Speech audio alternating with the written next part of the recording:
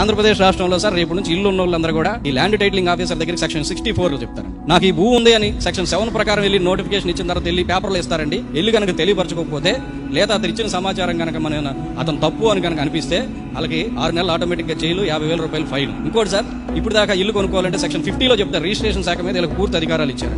Any transaction సోమకృష్ణమూర్తి గారికి నా ఇల్లు కొనుక్కున్నారు సార్, నేను అమ్మానంటే ఇప్పుడు ఆయన చట్టబద్ధంగా సంపాదించిన దమ్ముతోటి డబ్బులు తీసుకొచ్చి నాకు ఇచ్చారు, వెళ్ళిపోయాను సార్. ఇప్పుడు దాకా ఇప్పుడు జరుగుతుంది. కానీ ఇప్పుడు అట్లా కాదు సార్. ఈ ల్యాండ్ టైటిలింగ్ యాక్ట్ వచ్చిన తర్వాత సెక్షన్ 50 ప్రకారం అయ్యా నేను నామాల కోటేశ్వర దగ్గర ఇల్లు కొనుక్కున్నానని సోమకృష్ణమూర్తి గారు వెళ్ళి ల్యాండ్ టైటిలింగ్ ఆఫీసర్ని సాటిస్ఫై చేసుకుని సర్టిఫికేట్ తెచ్చుకోవాలి. అయ్యా నా ఇల్లు నేను అమ్ముకున్నానండి అని నేను కూడా ల్యాండ్ టైటిలింగ్ ఆఫీసర్ దగ్గరికి వెళ్ళి మళ్ళీ సర్టిఫికేట్ పోనీ ఎంతతో తెచ్చుకుందాం, రిజిస్టర్ ఆఫీస్ దగ్గర ఖర్చులు అవుతుంది. కానీ అతను మీ ఇద్దరు ఎవరు నచ్చకపోయినా, స్టాంప్ డ్యూటీ నచ్చకపోయినా ఆయన ఏం చెప్తారంటే కరెక్ట్ కాదు, ఇది నేను ఒప్పుకోను, మీరు వెళ్ళి కోర్టు కాడ పోయి ల్యాండ్ టైటిలింగ్ ఆఫీసర్ దగ్గర తేల్చుకోండి అని మళ్ళీ పంపిస్తారు. ఇక్కడ నుంచి ఆంధ్రప్రదేశ్ రాష్ట్రంలో ఏ పేదవాడు చిన్న భూమి, సెంటు భూమి అరగా పెట్టుకోవాలన్నా, బ్యాంకులో పెట్టుకోవాలన్నా, అమ్ముకోవాలన్నా, ఏం దాన ధర్మం ఇక్కడ ఏం చేయాలన్నా ల్యాండ్ టైటిలింగ్ ఆఫీసర్ అనుమతిస్తే తప్ప జరగదు. ఇది సార్ ఆంధ్రప్రదేశ్ లో రాజ్యాంగబద్ధమైన హక్కు ప్రమాదంలో పడుతుందని మేధావి వర్గంగా మేము ముందుకు వచ్చాం. దీనివల్ల న్యాయవాదులు ప్రజల తరపున నిలబడ్డారు.